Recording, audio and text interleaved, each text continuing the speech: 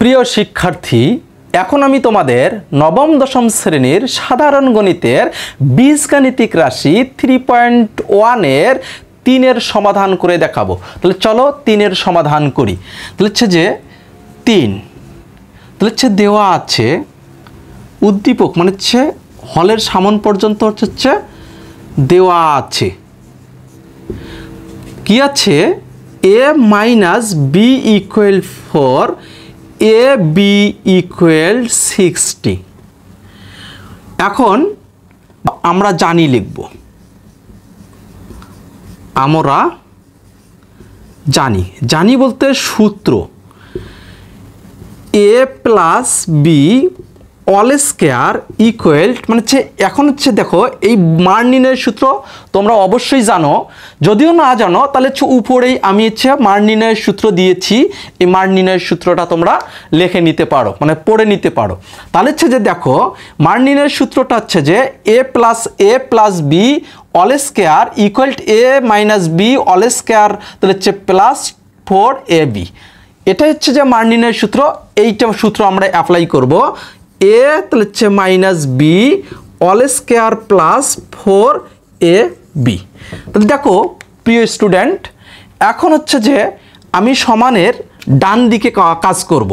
ডান দিকে এখন কাজ করলে এসে মান বসাই, মান তাহলে হচ্ছে যে বসাই, এখনো বসাইনি, বসাই। তাহলে হচ্ছে এর মান কি, তাহলে হচ্ছে মান হচ্ছে যে তাহলে হচ্ছে 4, এই 4 বসালাম, তার উপরে কি আছে a স্কয়ার বসাবো। বিষয়টা হচ্ছে দেখো এই a মাইনাস বির জায়গায় আমি 4 বসাবো, তাহলে হচ্ছে 4 বসাবো, তাহলে 4 বসা শেষ, তাহলে হচ্ছে প্লাস চিহ্ন দিয়েছি, 4 4এই থাকবে। a বির মান কত, a বির মান এই তো হচ্ছে যে 60, তাহলে হচ্ছে 60 ইন্টু তাহলে হচ্ছে 60, তাহলে হচ্ছে ইকুয়াল দাও 4-এর উপরে স্কয়ার হচ্ছে মানে 16 প্লাস দাও, তাহলে হচ্ছে 4 6 24, হচ্ছে শূন্যটা এখানে নাও, তাহলে এখান থেকে তাহলে হচ্ছে কাজ করো, তাহলে হচ্ছে এটা যোগ করলে তাহলে হচ্ছে 256, তাহলে হচ্ছে এখন দেখো তাহলে হচ্ছে অতএব এই a প্লাস বি এই স্কয়ারটা কি করব, আমি এই স্কয়ারটা রুট করে দিব। তাহলে স্কয়ারটা কি করলাম, রুট করে দিয়েছি, তাহলে হচ্ছে 256 লিখেছি।